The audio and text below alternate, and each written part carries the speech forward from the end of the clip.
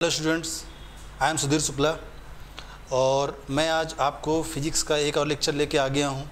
बहुत दिनों बाद ये क्लास हो रही है, लेकिन यकीन मानिए अब ये क्लास रेगुलर होगी और प्रॉपर तरीके से होगी। आज मैं स्टार्ट कर रहा हूँ, स्टार्टिंग से 12th क्लास का इलेक्ट्रोस्टैटिक्स से स्टार्ट करूँगा और धीरे धीरे मैं इसको हर एक चैप्टर को, हर एक टॉपिक को कवर करते हुए पूरे फिजिक्स को मैं ख़त्म करूँगा लास्ट तक, जहाँ तक आपका सेमीकंडक्टर है। तो थोड़ा सा मैं आपको बताना चाहूँगा कि जो 12th है उसमें क्या क्या है। पिछली बार जितने बच्चों ने पढ़ा था, बहुत अच्छे बच्चों के रिज़ल्ट आए। जो 12th का CBSE का रिज़ल्ट आया, बहुत बच्चों ने 90+ टोटल में बता रहा हूँ, थ्योरी प्लस प्रैक्टिकल टोटल बहुत अच्छे नंबर गेन किए। तो थोड़ा सा मैं आपको बेसिक बताना चाहूँगा। 12th की जो फिजिक्स है बहुत ज़्यादा ईजी है और बहुत ज़्यादा फ्लो में चलती है। अगर आप थोड़ा सा कंसंट्रेट होकर पढ़ोगे तो डेफिनेट मान के चलो कि आप लोग भी पिछले साल की तरह जो बच्चे बहुत अच्छे नंबर गेन किए थे आप भी करोगे। ठीक है, तो मैं थोड़ा सा आपको लेके चलता हूँ कि क्या क्या है उसमें, है ना। तो सबसे पहले बेटा मैं आपको बताता हूँ कि है क्या क्या आपको पूरे 12th क्लास का जो फिजिक्स है उसमें क्या क्या है। ठीक है, तो सबसे पहली जो आती है आपका आता है इलेक्ट्रोस्टैटिक्स। इलेक्ट्रोस्टैटिक्स ये जो आपका पहला चैप्टर है इलेक्ट्रोस्टैटिक्स है। ठीक है, इसमें अपन चार्ज के बारे में पढ़ेंगे। ठीक है, चार्ज जब आपका रेस्ट कंडीशन पे होता है उसका जो बिहेवियर होता है उसके बारे में अपन पढ़ेंगे। ठीक है, इलेक्ट्रोस्टैटिक्स में ही अपन क्या पढ़ेंगे बेटा, इलेक्ट्रिक फील्ड पढ़ेंगे। और क्या पढ़ेंगे बेटा, इसी में अपन पढ़ेंगे पोटेंशियल, इलेक्ट्रिक पोटेंशियल। और क्या पढ़ेंगे बेटा, इसमें अपन पढ़ेंगे कैपेसिटेंस। कूलम्स लॉ भी ध्यान रखिएगा इसी में आता है। ठीक है, कूलम्स लॉ जो होता है, जो स्टार्टिंग फोर्स का जो लॉ होता है, जो दो चार्ज होते हैं रेस्ट कंडीशन पे, उसमें जो फोर्स लगता है उसको अपन कूलम्स लॉ बोलते हैं, वो यहीं पे आता है। ठीक है, तो ये तीनों चीज़ों को अपन किस में पढ़ेंगे बेटा, इलेक्ट्रोस्टैटिक्स में। इसके बाद जो आपका आएगा वो आएगा करंट, करंट इलेक्ट्रिसिटी, ये दूसरा चैप्टर आएगा। ठीक है, ये अलग से है, इंडिविजुअल है।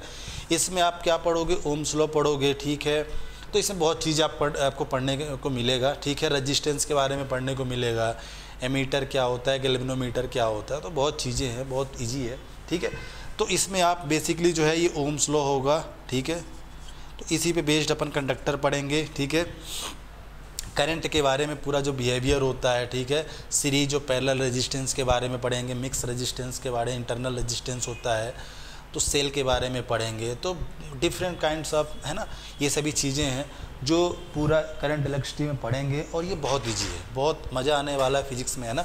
बस आप लोग ध्यान से पढ़ते रहो। इसके बाद जो है आपका करंट इलेक्ट्रिसिटी के बाद आपका आएगा मैग्नेटिक इफेक्ट, मूविंग कॉइल। ठीक है, मूविंग कॉइल मतलब एक प्रकार से बोल सकते हैं मैग्नेटिक का पोर्शन आ रहा है, मैग्नेटिक का पोर्शन आ रहा है। ठीक है, मतलब कि जब आपका जो चार्ज है वो मोशन पे आ जाता है। ठीक है, जब आपका कोई चार्ज मोशन कंडीशन पे होता है, ठीक है, उस कंडीशन पे ये मैग्नेटिक फील्ड की तरह एक इफ़ेक्ट आता है और उसको अपन पढ़ेंगे। ठीक है, तो इसमें अपन बायो-सेवर्ट लॉ पढ़ेंगे, अपन सेवर्ट लॉ पढ़ेंगे, इसके एप्लीकेशन पढ़ेंगे, 3 एप्लीकेशन होते हैं। ठीक है, ये सभी चीज़ें अपन इसमें पढ़ने वाले हैं। ये बायो-सेवर्ट लॉ आपको कहाँ मिलेगा, मैग्नेटिक में मिलेगा, और इलेक्ट्रोस्टैटिक्स में आपको मिलता है गॉस लॉ। क्या मिलता है, गॉस लॉ। जैसे वहाँ पे 3 एप्लीकेशन होते हैं गॉस थ्योरम के, गॉस लॉ जो होता है उसमें 3 एप्लीकेशन होंगे, उसी तरह यहाँ पे बायो-सेवर्ट लॉ होगा जिसके 3 एप्लीकेशन होंगे, जो सब कुछ अपन इसी में पढ़ेंगे। ठीक है, तो ये भी बहुत अच्छा है। तो मैग्नेटिक में ये हो गया। इसके बाद आपका मैग्नेटिज्म आता है, मैग्नेटिज्म आता है, ये भी इसके आगे का पोर्शन होता है। इसमें भी अपन, इसमें भी वही फोर्स पढ़ेंगे, इसका भी कूलम्स लॉ होगा जैसे यहाँ पे होता है। ठीक है, यहाँ पे भी होता है दो। ठीक है, तो यहाँ सभी चीज़ें अपन मैग्नेटिज्म के बारे में पढ़ेंगे। यहाँ पे अर्थ मैग्नेटिज्म पढ़ेंगे अपन, किस तरह से अर्थ में होता है, नॉर्थ साउथ पोल किस तरह से होता है ना, मैग्नेट किस तरह से बिहेव करता है, अर्थ जो होता है एक मैग्नेट की तरह बिहेव करता है, जो आपका ये सभी चीज़ें अपन किस में पढ़ेंगे बेटा, मैग्नेटिज्म में पढ़ेंगे। और ये बहुत ईजी है, टफ बिल्कुल भी नहीं है। ठीक है, इसके बाद जो आपका पोर्शन आएगा वो आपका आएगा एसी। क्या आएगा? एसी आ जाएगा, अल्टरनेटिंग करंट। ठीक है, अल्टरनेटिंग करंट एंड वोल्टेज, ये सभी चीज़ें अपन पढ़ेंगे। ठीक है, ये आपका जो फिजिक्स का पहला पोर्शन होगा। क्या मैं बताना चाह रहा हूँ, फिजिक्स का जो पहला पोर्शन है, पहला पार्ट है, वो यहीं पे जाके आपका फिनिश हो जाएगा। ठीक है, अल्टरनेटिंग करंट और वोल्टेज में आके इसमें आप पढ़ोगे आरएमएस वैल्यू, पढ़ोगे आरएमएस वैल्यू करंट की क्या होती है ना, एवरेज वैल्यू क्या होती है, आरएलसी सर्किट क्या होता है, इसमें आप पढ़ोगे आरएमएस, एवरेज, ये सब करंट की बात कर रहा हूँ बेटा। ठीक है, और इसके बाद वोल्टेज भी होगा। इसके बाद आप क्या देखोगे, इसे में आप देखोगे आरएल सर्किट देखोगे, आरसी सर्किट देखोगे, आरएलसी सर्किट देखोगे। ये सभी चीज़ें आप किस में पढ़ोगे, इसी सब में देखने वाले हो, है ना। इसी में ये सब आप देखोगे बहुत प्रॉपर तरीके से, सभी का कॉम्बिनेशन, किस तरह से फेजर डायग्राम होता है। ठीक है, तो ये जितनी भी चीज़ें हैं आप किस में पढ़ोगे बेटा, ये पढ़ोगे आप अल्टरनेटिंग करंट में। इसके बाद आपका आएगा मैग्नेटिक इंडक्शन। क्या आएगा?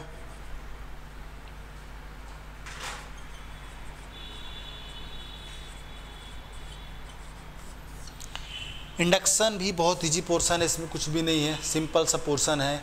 इसमें आप डिस्प्लेसमेंट करंट पढ़ोगे, मैक्सवेल का जो आपके मैक्सवेल थे, उन्होंने चारों जो लॉज थे सबको इक्वल का मतलब एक साथ कर दिया था, कंबाइन किया था, और एक अपना एक मैक्सवेल इक्वेशन दिया था। तो ये सभी चीज़ें आप कहाँ पढ़ोगे, इंडक्शन पे पढ़ने वाले हो। यहीं पे आप पढ़ोगे, यहीं पे आप सेल्फ इंडक्टेंस पढ़ोगे, सेल्फ इंडक्टेंस पढ़ोगे। इसी में आप पढ़ोगे क्या, म्यूचुअल पढ़ोगे, म्यूचुअल इंडक्टेंस पढ़ोगे। तो ये सभी चीज़ें किस में पढ़ोगे बेटा आप, मैग्नेटिक इंडक्शन पे। म्यूचुअल इंडक्टेंस क्या होता है, सेल्फ इंडक्टेंस क्या होता है, कॉइल क्या होती है। ठीक है, तो ये आपस में क्या रिलेशन होता है, तो ये सभी चीज़ें जो अपन पढ़ने वाले हैं, जनरेटर क्या होता है, मोटर क्या होता है, ये सभी चीज़ें अपन इसी में पढ़ेंगे, किसमें, मैग्नेटिक इंडक्शन पे होंगे। ठीक है, तो फिर मैक्सवेल का जो मैंने बताया, इसके बाद वो पढ़ोगे आप, मैक्सवेल इक्वेशन क्या होते हैं, है ना, और जो है ना Faraday, ampere, Gauss, non existence, ये सभी कंबाइन करके मैक्सवेल ने एक क्या कर दिया था, एक अपना अलग से इक्वेशन दिया था। कुछ कमियां थी एम्पियर्स में, कुछ फैराडे में, ये सबको कंबाइन करके उन्होंने क्या किया, एक अलग सा इक्वेशन बनाया और एक वेव को जनरेट कर दिया था। ठीक है, तो वो सभी आप वेव्स पढ़ोगे। तो इसके बाद इंडक्शन के बाद, इंडक्शन की इसके बाद आपका आएगा वेव्स, इलेक्ट्रोमैग्नेटिक वेव्स। तो ये जो वेव्स आएंगी इलेक्ट्रोमैग्नेटिक वेव्स, इसके बाद पढ़ोगे आप इलेक्ट्रोमैग्नेटिक वेव्स। और यहाँ पे आप पढ़ोगे, यहाँ पे आप क्या पढ़ोगे, मैक्सवेल इक्वेशन। यहाँ पे नहीं पढ़ोगे, यहाँ पे पढ़ोगे। ठीक है, मैग्नेटिक इंडक्शन पे अपने को नहीं पढ़ना है। मैग्नेटिक इलेक्ट्रोमैग्नेटिक जो वेव्स होती है, इसमें आप पढ़ोगे मैक्सवेल इक्वेशन। ठीक है, वो 4 होते हैं। ठीक है, फैराडे हो गया, एम्पियर्स हो गया, नॉन एग्जिस्टेंस, गॉस थ्योरम, ये सभी चीज़ें हैं। ठीक है, इसी में आप पढ़ोगे डिस्प्लेसमेंट करंट क्या होती है, और मैक्सवेल इक्वेशन की प्रॉपर्टीज़ पढ़ोगे। ठीक है, उन्होंने क्या क्या है, जो इलेक्ट्रोमैग्नेटिक वेव्स हैं उसकी क्या प्रॉपर्टीज़ होती है, आप वो पढ़ोगे सभी चीज़ें। तो ये बहुत छोटा चैप्टर है, ये 1 डे का चैप्टर है, सिर्फ 1 डे, बहुत छोटा चैप्टर है। और एक यहाँ से 100% एक क्वेश्चन आता है इसी, क्योंकि इसी में एक्स रेज, गामा रेज, है ना, ये सभी चीज़ें जो होती हैं इनके बारे में अपन यहीं पे पढ़ते हैं। जो आपकी इलेक्ट्रोमैग्नेटिक वेव्स होती हैं, यहाँ पर इलेक्ट्रिक फील्ड और मैग्नेटिक फील्ड दोनों क्या होती हैं, म्यूचुअली परपेंडिकुलर डायरेक्शन पे वाइब्रेट होती हैं, जिसकी वजह से उसके जस्ट परपेंडिकुलर डायरेक्शन पे एक वेव जनरेट होती है, जिसको अपन क्या बोलते हैं बेटा, इलेक्ट्रोमैग्नेटिक वेव। जैसे मान लो, अगर ये बता रहा हूँ 3D, अगर ये आपका ऊपर वाला दिख रहा है इलेक्ट्रिक मैग्नेटिक फील्ड है, और ये मेरा जो दिख रहा है ये है ना, ये अगर क्या है आपका इलेक्ट्रिक फील्ड है, तो मेरी जो ये फिंगर है, ठीक है, ये जो इंडेक्स फिंगर है, यही आप जो आपकी तरफ दिखा रहा हूँ मैं, इधर आपकी वेव जनरेट होती है। इसी को आप बोलते हो इलेक्ट्रोमैग्नेटिक वेव्स। मतलब कि वो जो वेव होगी वो भी आपकी क्या होगी, perpendicular to both electric field and magnetic field. Clear बेटा? तो ये सभी अपन किसमें पढ़ेंगे, इलेक्ट्रोमैग्नेटिक वेव्स में। इसके बाद आपका स्टार्ट हो जाता है ऑप्टिक्स। ऑप्टिक्स में आप लोगों ने ऑप्टिक्स पढ़ा है, 10th में आपने पढ़ा है थोड़ा बहुत, है ना। ऑप्टिक्स जो होता है, ये सेकंड पोर्शन अब चल रहा है ना, पहले फिजिक्स बेटा यहीं पे ख़त्म हो जाएगी। इंडक्शन के बाद खत्म, एसी के बाद ख़त्म हो जाती है, ठीक है। वेव के बाद स्टार्ट होती है सेकंड फिजिक्स, जिसमें ऑप्टिक्स आएगा। फिर ऑप्टिक्स में क्या होगा बेटा, ऑप्टिक्स अपन दो पढ़ेंगे, ठीक है। पहली ऑप्टिक्स जो होगी वो होगी रे ऑप्टिक्स, और दूसरी कौन सी होगी, वेव ऑप्टिक्स, ठीक है। तो जो रे ऑप्टिक्स होगी बेटा, रे ऑप्टिक्स, और दूसरी कौन सी होगी, वेव ऑप्टिक्स।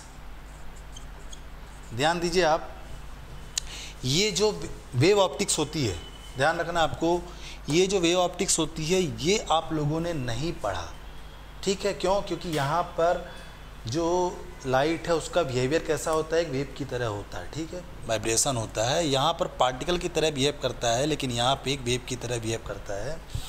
लाइट की बात हो रही है। तो आप लोगों ने जो 10th में पढ़ा है वो क्या है, रे ऑप्टिक्स है, जिसमें आप क्या पढ़ते हो, रिफ्लेक्शन पढ़ते हो, इंटरफेरेंस, रिफ्लेक्शन पढ़ते हो, रिफ्रैक्शन पढ़ते हो। ये सभी चीज़ें किस में आती हैं, आपकी रे ऑप्टिक्स में आती हैं। लेंस आता है, ये सभी चीज़ें। लेकिन जब बात करते हो वेव ऑप्टिक्स की, तो वेव ऑप्टिक्स में भी आपका रिफ्लेक्शन होगा, रिफ्रैक्शन होगा, लेकिन एक वेवलेट्स के फॉर्म में, वेव के फॉर्म में होगा, ठीक है, पहला।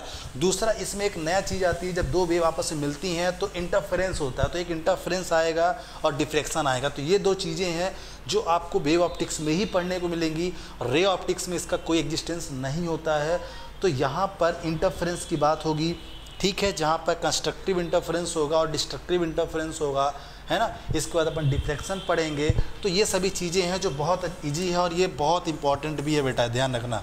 अगर आप तैयारी करोगे तो उस हिसाब से ये ऑप्टिक्स बहुत ज़्यादा है। जो बंदा नीट की तैयारी कर रहा है, जेईई मेंस की तैयारी कर रहा है, उसके हिसाब से ये जो दो पोर्शन हैं ये बहुत ईजी होने वाले हैं और बहुत आसान भी हैं और बहुत ज़्यादा इंपॉर्टेंट भी हैं। तो आप इसको बहुत अच्छे से पढ़ोगे, ठीक है। जब जैसे ही आपका ख़त्म होगा तो आपका आ जाएगा लास्ट में मॉडर्न फिजिक्स। क्या आएगी, मॉडर्न फिजिक्स आएगी। तो मॉडर्न फिजिक्स बेटा मैं यहाँ लिख देता हूँ, यहाँ पे मॉडर्न फिजिक्स आ जाएगी, ठीक है। इसी में आप पढ़ोगे एटम, न्यूक्लियर और डुअल नेचर, ठीक है। तो मॉडर्न फिजिक्स में आपको क्या क्या पढ़ना है, एक तो आपको एटम के बारे में पढ़ना है, दूसरा उसी में आपका, ठीक है, एटम के बारे में पढ़ोगे, फिर न्यूक्लियस के बारे में पढ़ोगे, है ना, रदरफोर्ड, ये सब चीज़ें इसमें पढ़ोगे आप। ये ईजी है और आप लोगों ने पहले भी पढ़ा है ये, है ना। बहुत कुछ केमिस्ट्री का पोर्शन होता है ये, तो इसमें ज़्यादा टेंशन नहीं लेना अपने को। डुअल नेचर होगा, ठीक है। तो डुअल नेचर डी ब्रॉगली यहाँ पे आप पढ़ोगे।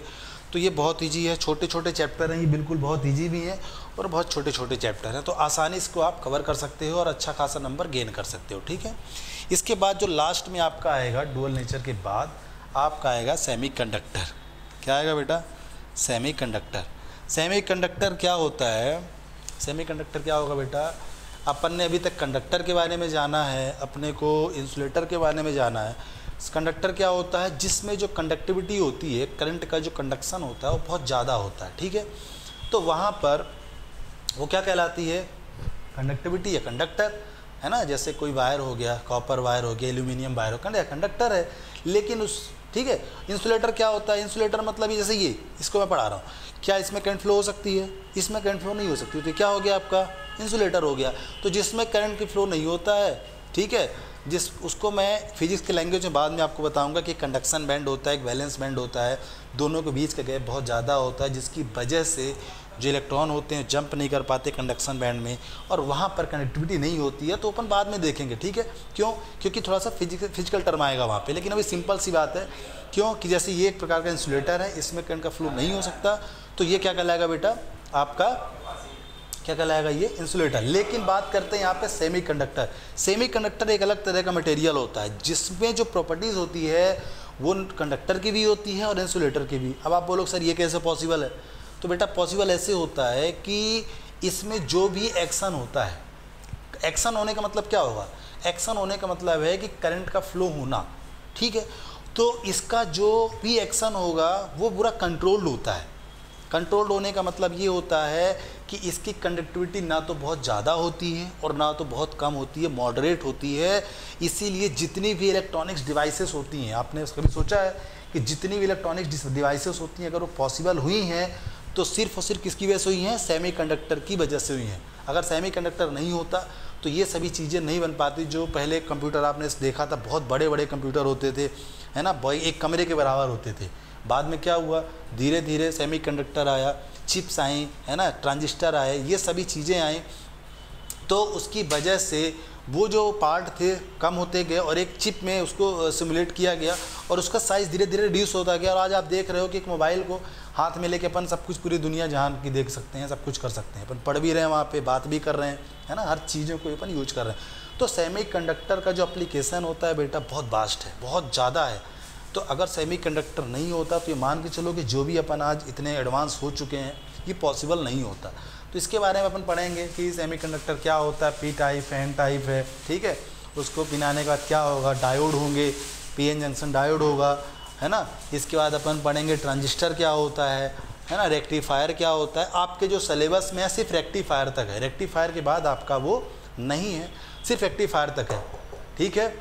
तो आप रेक्टिफायर तक पढ़ोगे, इसके बाद का पोर्शन जो होता है वो नहीं रहेगा, है ना।